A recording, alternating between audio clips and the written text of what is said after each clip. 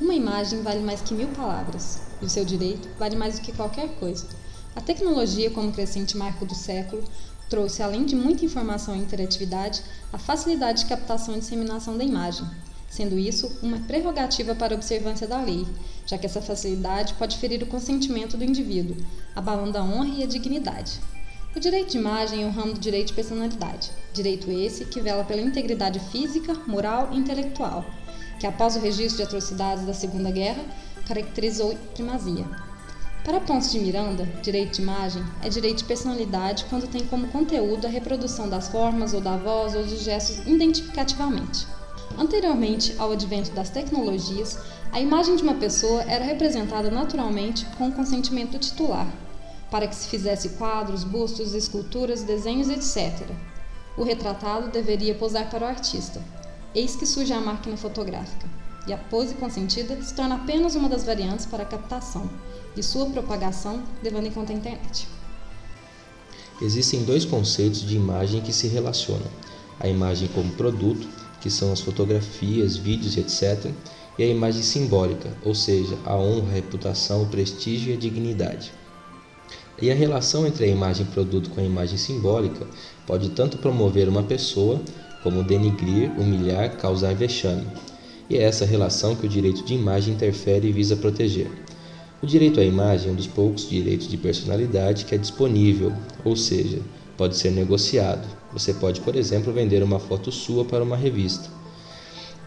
Se alguém utiliza sua imagem sem autorização, o direito à imagem assegura o seu direito de suspender a veiculação até, se couber, pedir indenização, independente se o uso da imagem lhe causou dor, vexame ou humilhação.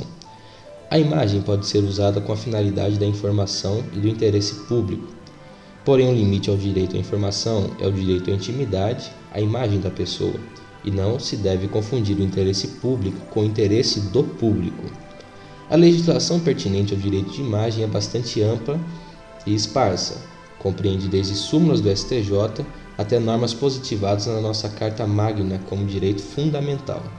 Os principais dispositivos normativos são: Constituição Federal visa impedir que terceiros, sem autorização da pessoa, registrem sua imagem ou a reproduzam por qualquer que seja o meio, fotos, filmagens, legendas inapropriadas, etc., prevendo sua indenização moral ou material. Código Civil dispõe que a captação não autorizada da imagem de alguém, para ser ilícita, não requer a ofensa da pessoa retratada ou filmada. Basta apenas a falta do consentimento, salvo se o titular é de cargo público, político, tem notoriedade artística ou social, ou por administração da justiça e ordem, desde que não haja fins comerciais e nem intromissão na vida privada. Lei de Direitos Autorais protege o artista que participou de filmagens e interpretações, dando o direito de permitir ou não a reprodução de sua imagem. Garante os direitos do autor e de obras fotográficas, visando proteção contra terceiros que venham utilizar a obra sem a prévia autorização do proprietário. Estatuto da Criança e do Adolescente veda qualquer informação que caracterize a identificação do menor que estiver envolvido em ato infracional, inclusive iniciais do nome e sobrenome. Súmula vinculante do STJ 221, que responsabiliza pela indenização tanto o autor do escrito, que feriu a imagem de outro, enquanto o proprietário do veículo de comunicação. Súmula vinculante do STJ 403, que assegura o direito à indenização independente de provas, quando a imagem for usada para fins comerciais. Com todo esse arcabouço jurídico, é notável o interesse do Estado em regular e proteger essas questões de imagens. Mas vale ressaltar que o indivíduo, quanto mais pública se torna sua pessoa, mais mitigada é a proteção da sua imagem. O direito à imagem pode ser comparado com legislações de outros países. No texto alemão, no português e também no brasileiro, fica reconhecido o direito de imagem do indivíduo, assim como a proteção à sua honra e privacidade. Mas se há semelhanças e inspiração, também há o desenvolvimento próprio da legislação do nosso país. Esse olhar, por exemplo, na legislação alemã, na legislação portuguesa, nos dá uma tranquilidade, nos dá um prazer em dizer que nós, com um código que entrou em vigor no ano de 2003, está bem avançado em relação a outros povos. Uma outra diferença está na aplicação da lei. Nós temos, às vezes, critérios um pouco diferentes. Por exemplo, é uma característica do povo alemão já saber que a sua justiça não estabelece valores elevados nas indenizações. Não se espera quantia vultosa de um juiz alemão. Eles são práticos nisso. Já aqui no Brasil e em Portugal, dependendo às vezes da situação, os valores podem ser um pouco mais elevados. Sobre a jurisprudência, 2 casos conhecidos. O caso recente da atriz Carolina Dickmann, situação que serviu de impulso para levar adiante uma lei que tramitava para regular essas questões. Lei que acabou levando o nome da atriz. Outro caso é o que ocorreu em 2006 com a apresentadora Daniela Scarelli, que teve momentos íntimos com o namorado em uma praia da Espanha divulgados. O bacana é perceber que a justiça brasileira pode ser acionada em caso de violação exterior ao direito de imagem, constatada pela propagação na internet. Ainda que a ré seja pessoa jurídica com sede em outro lugar, pois é na localidade em que se reside e trabalha a pessoa prejudicada que o evento negativo terá maior repercussão. Houve um sucesso na ação inibitória, uma vez que foi recorrido e alegado que o casal assumiu o risco quando escolheram um local público para seus momentos íntimos, pois a liberdade de expressão é garantido no inciso 9º do artigo 5º da Constituição. Também é frequente na jurisprudência ações em defesa do morto ou do ausente, requeridos pelo cônjuge, ascendente ou descendente, como tutelado no parágrafo único do artigo 20 do Código Civil. Agora assistam a uma entrevista concedida pelos repórteres Sérgio e Graziele da TVU. Olá, caros colegas da turma de Direito, queridíssimo professor Gustavo. Hoje eu vou fazer uma entrevista bacanérrima com 2 repórteres da TV Universitária de Lavras, a Graziele e o Sérgio. Tudo bem? Tudo bem. Tudo bem? Tudo bem. Bom, primeiramente eu gostaria de saber, qual é a principal relação do direito de imagem com a TV? Olha, o nosso trabalho, todo dia a gente trabalha com imagem, né? A gente tem 2 jornais aqui na TV Universitária e são pelo menos 6 reportagens por dia. E reportagem de televisão depende de imagem o tempo todo, né, Graziele? Isso mesmo, mas nem sempre a gente tem como pedir essa autorização de direito de imagem. Por exemplo, situações no cotidiano de uma rua, por exemplo, a gente não tem como abordar todas as pessoas para pedir. Então, o que a gente faz? A gente, na hora que está filmando, a câmera vai estar aberta, ela não vai estar focada para uma pessoa, determinada pessoa. Então, a gente não vai citar características da pessoa que não dá o direito. Ela está num ambiente público. Certo.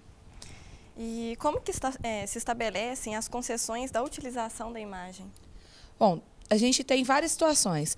Por exemplo, quando é em escola, a própria escola ela, manda um termo de responsabilidade para os pais. Isso é feito, às vezes, no ato da matrícula. E eles cedem esse direito para a escola. Na rua, não tem como a gente parar todo mundo.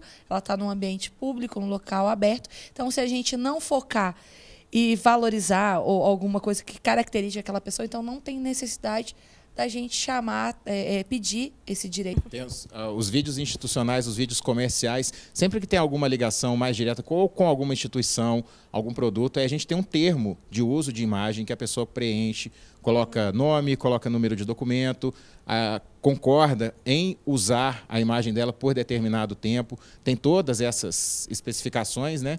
Mas, no geral, no nosso trabalho mesmo, no jornalismo, não tem muito disso, não. Basicamente, são esses casos que a Graziele contou, de escola, de alguma coisa ou outra mais específica, que possa identificar alguém que precisa liberar a imagem, né? Mas, no geral, é mais tranquilo.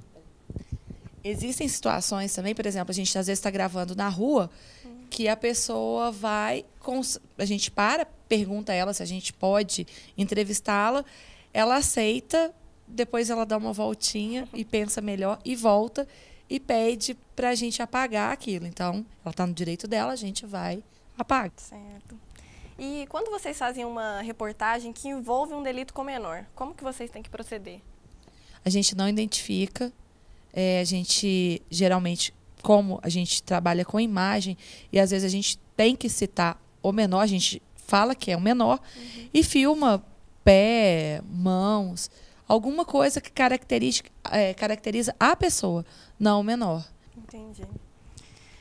Existe alguma situação peculiar cujo direito de imagem se manifestou de forma propriamente jurídica? Teve um caso que a gente comentou antes de começar a gravação, de uma pessoa que veio, os filhos dela estudam numa escola, são 2 crianças. E ela veio e pediu que a gente não mostrasse mais as crianças, porque elas têm cara de crianças ricas e têm um perfil sequestrável, entendeu? Então não era para mostrar e a gente, a partir dali, não podia mais mostrar essas crianças e não pode até hoje. Tem esses casos, mas judicialmente nada ainda. Ainda bem, né? Ainda bem. E, por fim, sobre esse tema, o que vocês conhecem da legislação brasileira? Olha, de lei mesmo eu conheço pouquíssimo. Eu conheço no nosso dia a dia desse trabalho, né, a forma que a gente pode agir, de que maneira a gente deve agir quando tem essas questões. A Graziele eu não sei, mas eu não conheço muita coisa, não. Obrigada. Não, igual ele disse, a gente sabe, o repórter ele conhece um pouquinho de tudo, mas não se aprofunda. A gente sabe que determinadas situações a gente tem que pedir autorização de imagem, é o que a gente faz no nosso dia a dia, mas se restringe só a isso mesmo. Então é isso, pessoal. Espero que vocês tenham gostado. A falta de informação sobre o direito de imagem por profissionais que trabalham diretamente com o tema, como é o caso da agência Ideia Brasil, que foi indagada sobre o que conhecem da legislação. Sobre a legislação, os diretores da Ideia Brasil afirmaram que utilizam muito o instrumento do contrato para se proteger, além do uso do bom senso, e quando têm alguma dúvida, consultam um advogado da empresa. Disseram também que existe uma adequação regional para formular contratos. Numa pequena cidade, por exemplo, se o contrato com modelos obedecer às mesmas regras e complexidade de contratos de grandes centros, a agência não consegue recrutar modelos para fazer o trabalho. Por isso, a estrutura do contrato é mais simples, porém eficaz para a proteção da empresa. Portanto, é relevante o conhecimento no que tange o direito de imagem, visto que essa relação está presente até nos negócios jurídicos. O bacana aqui é perceber ainda que o direito à voz, enquanto direito de personalidade, assemelha-se ao direito de imagem, por ser um elemento identificador da pessoa, constituindo sua imagem sonora. Assim sendo, o direito de imagem assume diferentes formas e a sua observância é de cunho moral e digno, amparado na legislação brasileira. O ideal é agir com cautela quando há o consentimento e também não permitir qualquer tipo de violação. O bacana aqui é perceber, enfim, que os olhos não veem, a justiça não sente. Foram respeitados todos os direitos de imagem das pessoas envolvidas na elaboração do vídeo, obedecendo ao inciso 28, artigo 5º da Constituição Federal e por aí afora. É isso aí, pessoal. Por hoje é só. Gente, eu tô nervosa demais. Quase joguei o microfone.